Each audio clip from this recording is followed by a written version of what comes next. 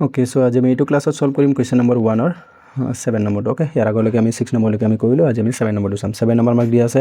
x² - 10x - 96 ইয়াৰ আমি কি ওলাব লাগে মূল আমি ওলাব লাগে অৰ্থাৎ x ৰ মান ওলাব লাগে বা সমাধান ওলাব লাগে ওকে তো এইটো আমাক দিয়া আছে x² - 10x - 96 তো প্ৰথম কামটো হৈ গ'ল আমি প্ৰথম আৰু শেষৰটো পূৰণ কৰিব লাগে তো এইটো 1 আছে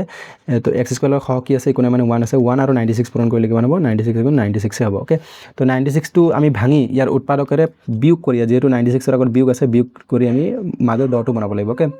যদি যোগ চিন থাকে তেতিয়া আমি যোগ কৰি বনাব লাগে যেহেতু বিয়োগ আছে তো আমি বিয়োগ কৰি মাজৰ দ বনাব লাগিব তো আমি 96 টো ভাঙি লওঁ তো 96 যদি মই চাওঁ এটো 3 ৰে হৰণ যাব বা 2 ৰেও যায় 3 ৰে 3 3 গুণ 9 6 3 2 গুণ 6 ওকে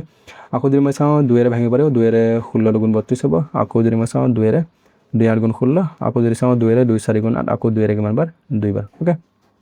এটা আমি এনেকৈ ভাগ কৰিম যাতে আকৌ বিয়োগ কৰিলে কিমান হ'ব 10 হ'ব তো 10 বনাব লাগিব তো মই চাওঁ বিয়োগ কৰি চাওঁ পূৰণ কৰি চাওঁ মিলাই চাওঁ 3 2 গুণ 6 6 2 গুণ 12 এটা হ'ব 12 এইফালে 2 গুণ 4 আৰু 4 গুণ 8 তো এটা হৈ আছে 12 আৰু এটা হৈ আছে 8 তো 12 ৰ পৰা 8 গ'লে 10 টো নহয় তো এইটো নাই মিলা তো আৰু এটা মিলাই চাওঁ 3 গুণ 6 6 গুণ 12 12 গুণ 24 তো 24 আৰু ইফালে যদি চাওঁ এইটো দুটা যেতিয়া 2 থাকিব 2 গুণ 4 বলে 4 তো আকৌ যদি মই 20 ৰ পৰা 4 বিয়োগ কৰোঁ তেতিয়া 10 হোৱা নাই তো এইটো মিলা নাই সো আৰু এটা মিলাই চাওঁ কেনেকৈ মিলাম এইটো 2 গুণ 4 4 গুণ 8 8 গুণ 16 মই তিনটা ললোঁ শেষৰ পৰা 4টা 2 ললোঁ 4টা 2 পূৰণ কৰিলে কিমান হ'ব 16 হ'ব ওকে আৰু ওপৰত থাকি গ'ল 3 আৰু 2 3 আৰু 2 পূৰণ কৰিলে কিমান হ'ব 6 হ'ব 2 3 গুণ কিমান হয় 6 তো যদি 16 ৰ পৰা যদি মই 6 বিয়োগ কৰোঁ তেতিয়া আমাৰ কিমান হ'ব 10 হ'ব মানে এইটো আমি ইউজ কৰিব পাৰোঁ 16 - 6 লিখিব পাৰোঁ ওকে 16 আৰু 6 পূৰণ কৰিলে কিমান হ'ব 96 হ'ব লগতে 16 ৰ পৰা 6 বিয়োগ কৰিলে আমাৰ কিমান হ'ব 10 হ'ব তো আমি এইটো ইউজ কৰিব পাৰিম তো এইটো আমি লিখিম x² টো x² লিখিম পিছত যেটো মাজত আমাৰ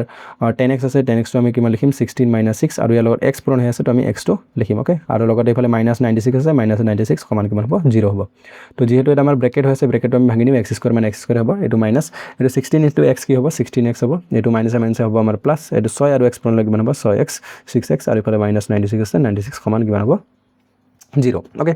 সো এতিয়া ইয়াৰ পৰা আমি কমন ল'ব লাগিব ইয়াৰ দুটা ভাগ কৰিবলৈ হয়নে তো ইয়াত x² আছে ইয়াতো x আছে তো আমি x কমন ল'ব পাৰোঁ তো দুটা x ৰ পৰা এটা বাহিৰত গ'ল তেনে এটা থাকি যাব ভিতৰত 16x ৰ পৰা x টো বাহিৰত গ'ল তেনে ভিতৰত থাকিব আমাৰ কিমান 6 ওকে ইয়াত আছে প্লাস তো প্লাস ঠিক আছে ইয়াত 6 আছে 96 তো 6 আছে ওকে 96 মানে আমি কি লিখিব পাৰোঁ অলপ আগতে এটা ভাঙি চাইছিলোঁ 16 আৰু 6 পূৰণ কৰিলে কিমান হয় 96 হয় তো দুটাটোৰ 6 আছে তো মই 6 কমন ল'ব পাৰিম তো ভিতৰত থাকি যাব x আৰু 96 ৰ পৰা 6 বাহিৰত গ'লে 90 লিখি নিদিবা আকৌ 96 মানে 16 পূৰণ 6 তো 6 টো বাহিৰত তেনে ভিতৰত থাকিব 16 সমান কিমান হ'ব 0 তো এইটো ব্ৰেকেটৰ ভিতৰত কি আছে x - 16 ইয়াতো আছে x - 16 অৰ্থাৎ দুটা মিলি আছে মানে আমাৰ এনসাৰটো শুদ্ধ হৈ আছে যদি নিমিলা তেতিয়া কিবা এটা ভুল হৈ থাকিব ওকে যেটো মিলি আছে আমি লিখিলাম 60 x - 16 আৰু ইফালে ব্ৰেকেটত আমাৰ থাকি যাব যেটো বাকি থাকি গ'ল সেইটো আমি লিখিব লাগে এটা আছে x আৰু ইয়াত আছে আমাৰ +6 তো এইটো আমাৰ হ'ব আনটো ব্ৰেকেটত ইকুৱেলছ টু 0 এটা যেহেতু দুটা ব্ৰেকেট হৈ গ'ল এই দুটা ব্ৰেকেটৰ মাজত একো চিন নাথাকে এইটো মনত ৰাখিবা তো এইটো আমি কি কৰিব লাগিব দুভাগ কৰিব লাগিব এটা আছে আমাৰ x - 16 সমান 0 আৰু ইফালে অৰ আমাৰ সোফালে কিমান হৈ যাব x + 6 আছে তো x + 6 সমান কি হ'ব 0 যেটো দুটা ব্ৰেকেটৰ ভিতৰত আছে আমি দুটাও কি কৰিলো দুভাগ কৰিলো এটাকে কি হ'ব x = ইফালে যেহেতু আমাৰ -6 হৈ আছে সোফালে গ'লে আমাৰ হ'ব +16 6 নহয় 16 আৰু ইফালে হ'ব আমাৰ +6 আছে সোফালে গ'লে আমাৰ কিমান হ'ব -6 তো এইটো হ'ব আমাৰ এই সমীকৰণটোৰ কি হ'ব মূল এটা পালো আমি 16 আৰু আন এটা পালো আমি কিমান -6 ওকে